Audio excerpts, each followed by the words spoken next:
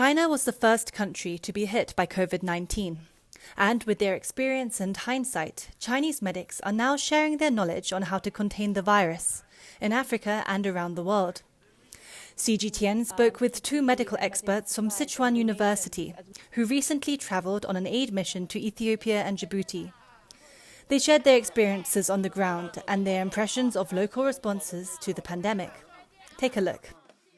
So you just returned from a trip to Ethiopia and Djibouti to help in the fight against COVID-19.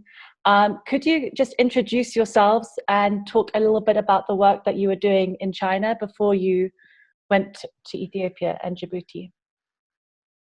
Okay, yeah.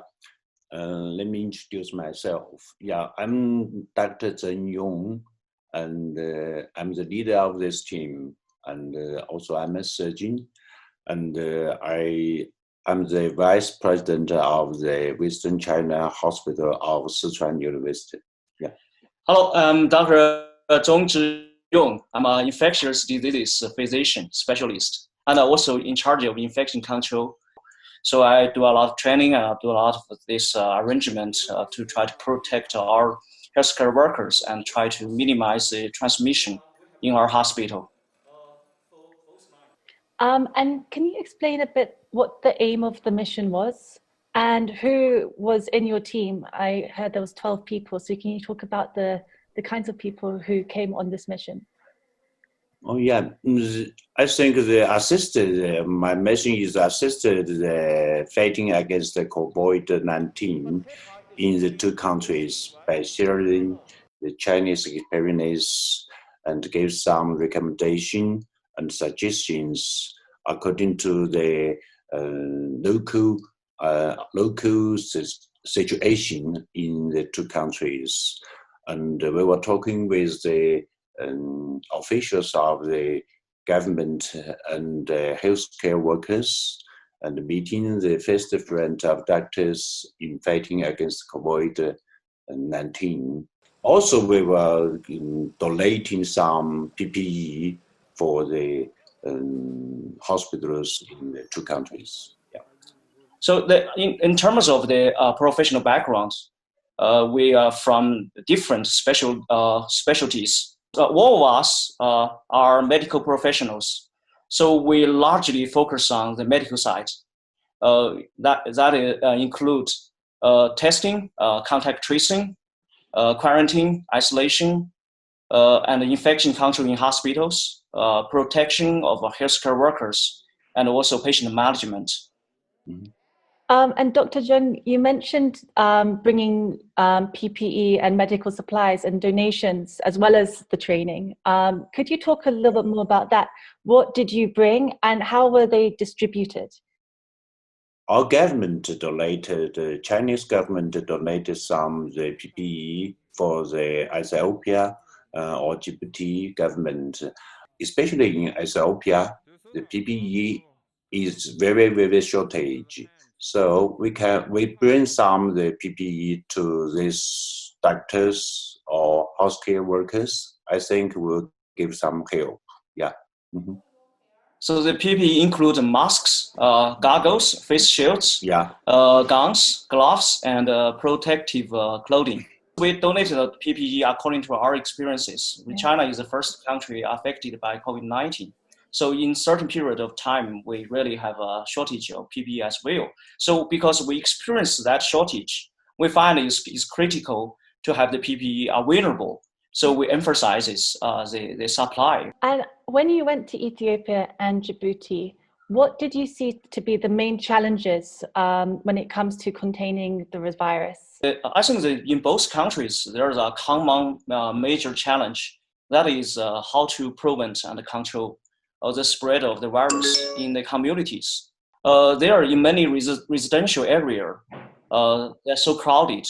Actually, in single household, there are multiple, sometimes more than 10 people living together. It's quite a challenge to really control the spread in such condition. This is one major challenge. I think another common one is both governments also are facing a very difficult choice between the very stringent public health measures. I mean, lockdowns and the rebooting of the economy. For vulnerable communities living in informal settlements and slums in the continent, what is your solution or your answer to kind of containing the virus within these environments where there's no access to running water, where people can't really self-isolate? I think in Ethiopia and Djibouti, their governments really put a lot of efforts try to solve this problem. For example, they provide a lot of the water tanks and water buckets for the residential area because they are short of running water, but they provide this kind of the water supply. So for people to use to perform hygiene. If you look at many African countries, including Ethiopia and Djibouti, the number of cases seem relatively low in comparison to other parts of the world, like the US or Europe or Brazil. Why do you think that is? I think the Ethiopia and Djibouti have different situation. So in Ethiopia, because the number is low, I think probably largely due to the efforts of the country to contain the virus. For example, they did a very excellent job try to control the imported cases. But it's also made due to their limited capacity of testing. So I think under-tested maybe also contribute to the low number. And in Djibouti has a very small population, so around 1 million. So even if the case number is low, but the infection rate per capita is quite high. It's highest in African the continent. So it's a different story. How do you see COVID-19 progressing on the continent? What kind of trajectory do you see? I think in Africa, they have a very different population structure, very different from the Europe and North America, even very different from our China. Because the African population usually much younger than those in other continents. So I think they have a relatively low number. Also, the population, the age structure also contributes to that problem. Another one may be because in Africa, the weather, most countries are relatively hot.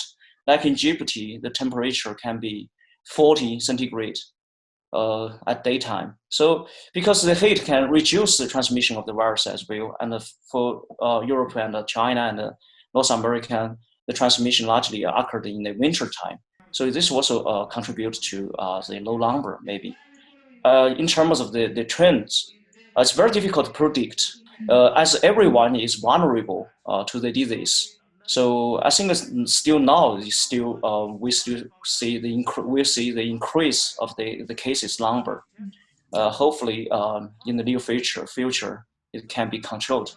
In Ethiopia and Djibouti, the governments and the health sectors take this pandemic very seriously. We are very impressed by their efforts.